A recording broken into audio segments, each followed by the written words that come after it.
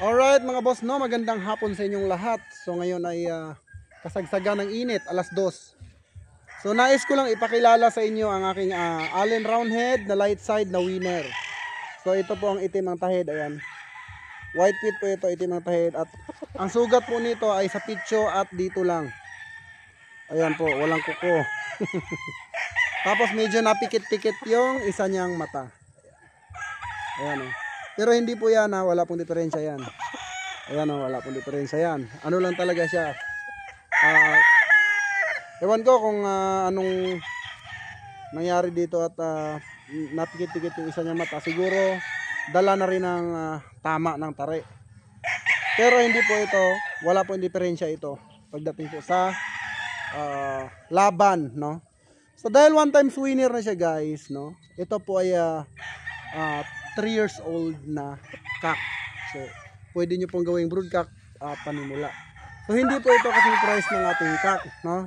Kasing price lang po ito ng ating stag.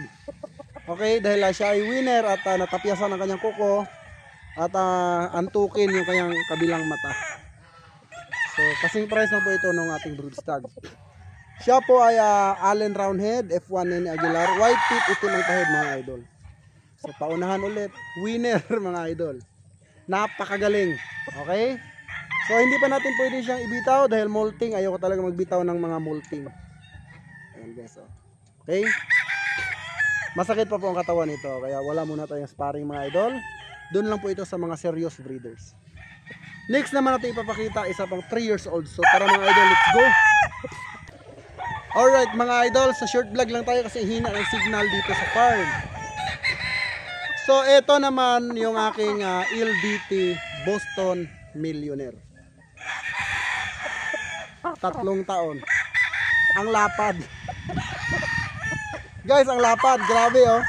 Okay? Millionaire po ito. Tignan nyo yung mata guys. Ano nga ba sabi ni Idol Lancy? Kailangan buong buo yung mata. Wala kang makikitang puti, bilog na bilog. Buong buo yung pula.